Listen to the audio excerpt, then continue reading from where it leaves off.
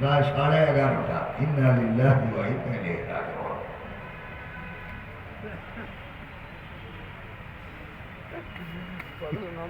উসওয়ায়ে হাসানাহ, উত্তম model. বিচারিক পর্যায়ে রাসূলের আদর্শ কি জানা দরকার আছে। এখানে ঘটনা আনা হয়েছে ফাতেমা মাখজুমিয়া চুরি করেছিল 10 দিরহাম।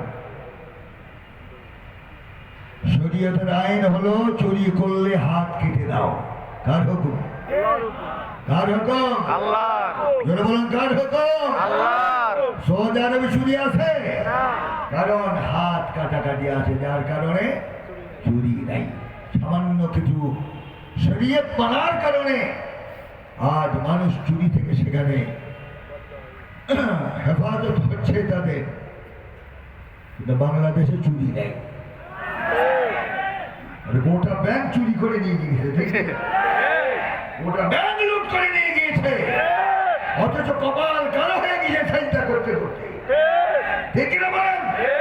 এ সমস্ত রিয়াকারীদের ইবাদত আল্লাহ পাক কখনো কবুল করে না। ঠিক না বলেন? আর মাল চুরি করে তুমি চিন্তা করছো, হারাম মাল খেয়ে যতই চিন্তা করো তোমার চিন্তা তোমার মুখের মধ্যে ফেলে দেওয়া হবে।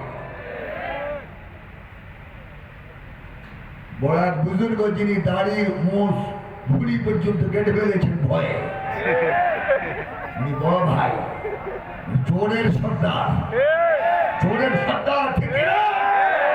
কার মাল খেয়ে চিন্তা করতেছ? হাদিসে এসেছে মানুষের মাল যদি অন্যায় ভাবে গ্রহণ করে তুমি 70 বার হজ করো, হজ কবুল হবে না। এটা মানুষের হক। হক করে এবার মানুষের হক যদি তুমি মেরে থাকো, আল্লাহ পাক পর্যন্ত সে হক মাফ করবেন না যতক্ষণ ব্যক্তি মাফ না করবে। ঠিক। আজ ব্যাংকগুলি বাংলাদেশ সব খালি হয়ে গেছে। এই সম্পদ কি জনগণের নয়? কি বলেন? জনগণের নয়।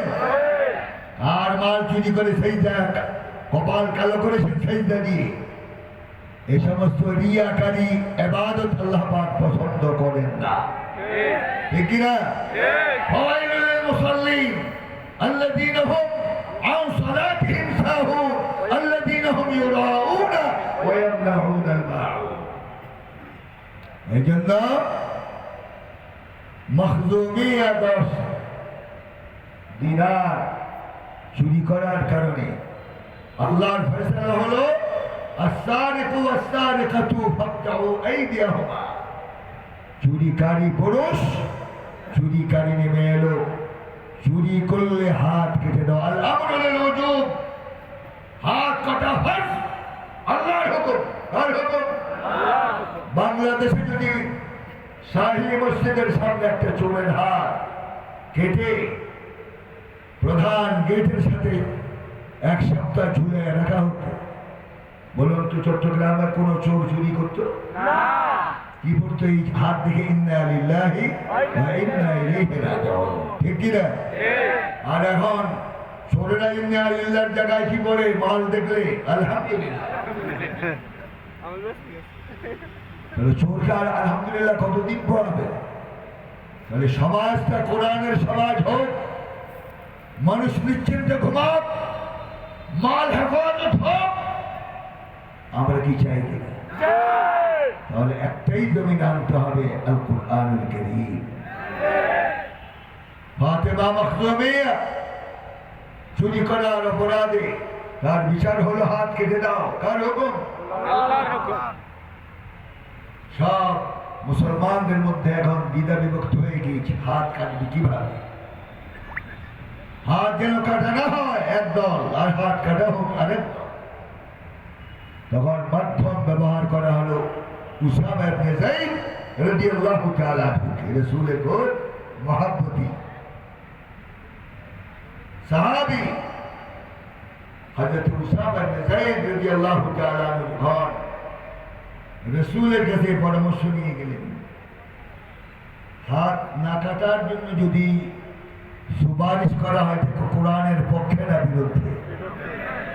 কোরআনের পক্ষে না বিরুদ্ধে? বিরুদ্ধে, ঠিক না?